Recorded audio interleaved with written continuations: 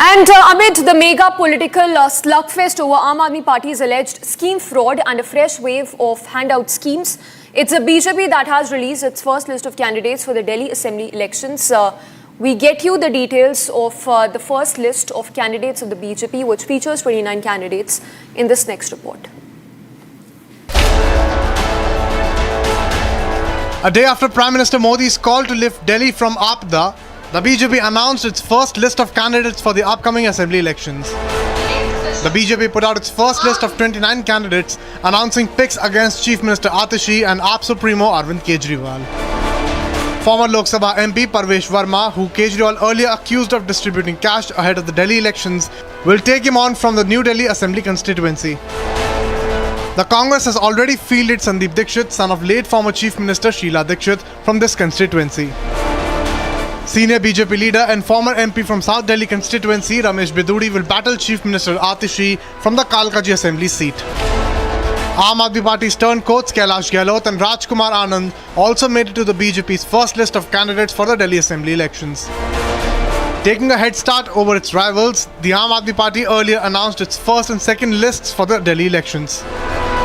Significantly, the BJP fielded Arvinder Singh Lovely from the Gandhinagar Assembly constituency after deciding against handing a fresh ticket to incumbent Anil Bajpai. Earlier, Prime Minister Modi launched a blistering attack on the Aam Aadmi Party after announcing central projects worth over 4,000 crore rupees in the national capital. Repeating the Kattar Beiman jibe at Kejriwal, the Prime Minister said that the Aam Aadmi Party deliberately kept Yamuna dirty as it does not buy them votes. Anna Hazare जी को सामने करके कुछ कट्टर बेईमान लोगों ने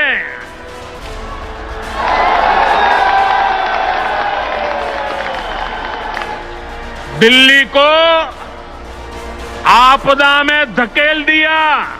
ये लोग खुलेआम भ्रष्टाचार करते हैं और उसका महिमा मंडन भी करते हैं। एक तो चोरी, ऊपर से सीना चोरी। Meanwhile, Aam Aadmi Party scoffed at Prime Minister's Aapada taunt at Kejriwal, accusing him of speaking the language of the streets. देश के प्रधानमंत्री की जो भाषा थी वो एक चौराहे छाप नेता की भाषा थी। आप देश के प्रधानमंत्री हैं और मैं इसीलिए कहता हूं ये भारतीय झूठा पार्टी है। आप आम आदमी पार्टी जिसने बिजली पे, पानी पे, शिक्षा पे, स्वास्थ्य पे अद्भुत काम करके दिखाया, आप उसको आपदा पार्टी कह रहे हो। Laying into Kejriwal today, Union Home Minister Amit Shah said he would have to answer to the people of Delhi why he built a sheesh mahal for himself after swearing on his children never to use a government bungalow or vehicle. कहते थे हम सरकारी गाड़ी नहीं लेंगे, सरकारी bungalow नहीं लेंगे, एक नए प्रकार की राजनीति का आगाज करेंगे। एक बंगलो से पेट नहीं भरा, दो बंगलों से पेट नहीं भरा, तीन बंगलों से पेट नहीं भरा, चार बंगलों से पेट नहीं भरा, 50,000 गज एक शीश महल बनाया दिल्ली वासियों के 45 करोड़ के खर्चे से। और केजरीवाल जी आपको इसका हिसाब देना पड़ेगा। Meanwhile, after being announced as Kejriwal's rival from the New Delhi Assembly seat, Parvesh Verma said that his doors will remain open for the people. मैं मेरी पार्टी के शीर्ष नेतृत्व का बहुत-बहुत आभार व्यक्त करता हूं कि उन्होंने मेरे ऊपर में विश्वास जताया। मैं आशा करता हूं कि जो पार्टी ने मेरे ऊपर में विश्वास किया है, मैं यहाँ से नई दिल्ली के जो हमारे वोटर्स हैं उनकी उम्मीदों पर खरा उतरूंगा।